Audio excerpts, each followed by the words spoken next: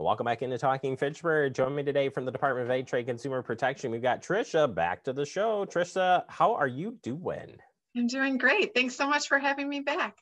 Thank you for coming back. And we've got top complaints to Consumer Protection Hotline this month. I like that you guys are putting this out there. This is a really nice thing to kind of understand what's going on, and also to be on the lookout for some of these complaints that are coming in. First one coming in, though, is a Social Security Administration scam. It's been out there for a long time, about as much as the auto warranty scam has been out there. Tell us what you're hearing.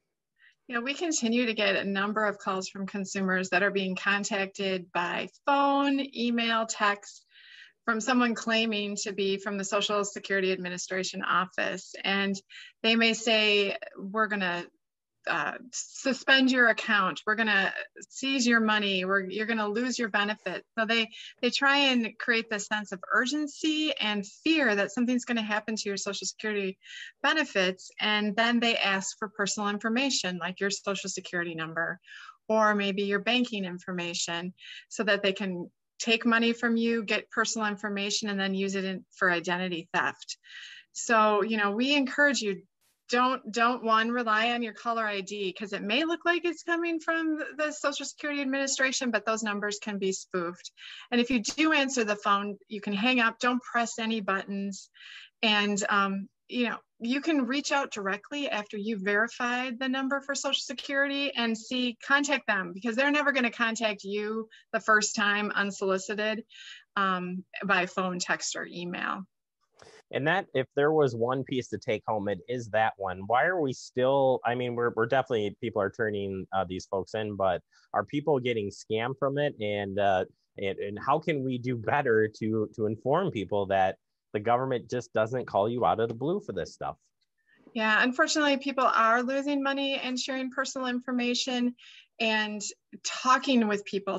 If you're getting these calls, it's likely your friends and your family are also getting them. So share this information and let them know they can reach out to our hotline and talk to somebody about it. And if they have given out that personal information, we can kind of lead them through next steps to help you recover from that identity theft and what you should do.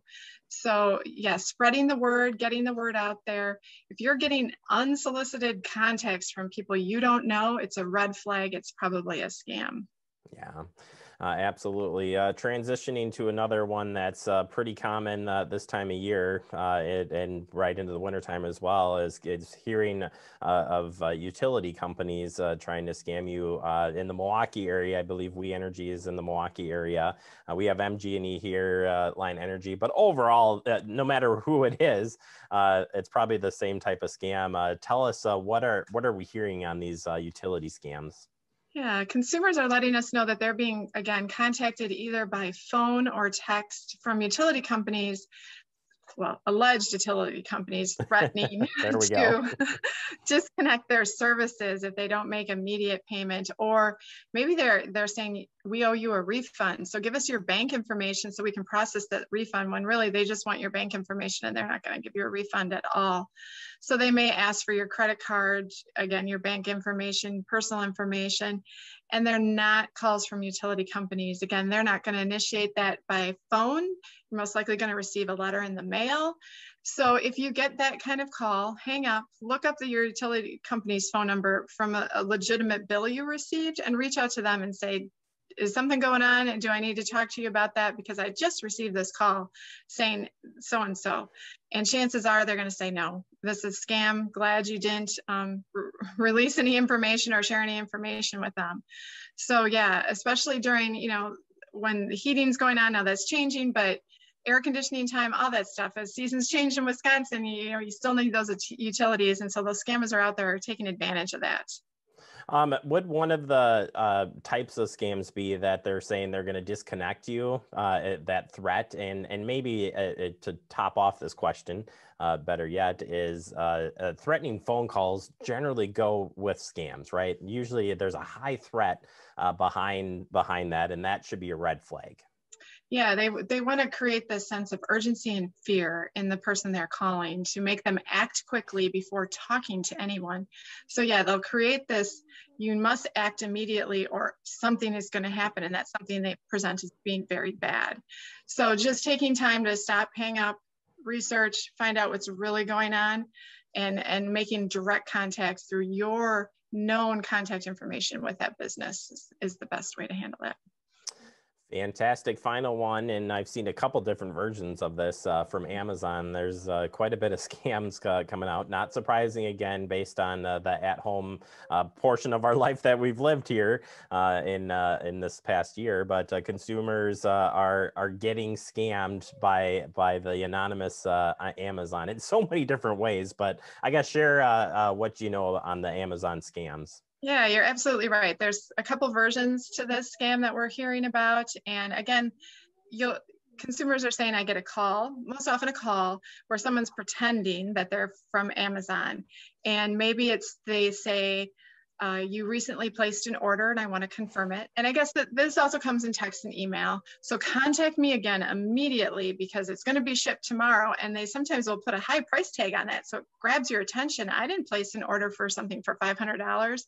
And so you click on a link or you call back, and then they again try and get your personal information.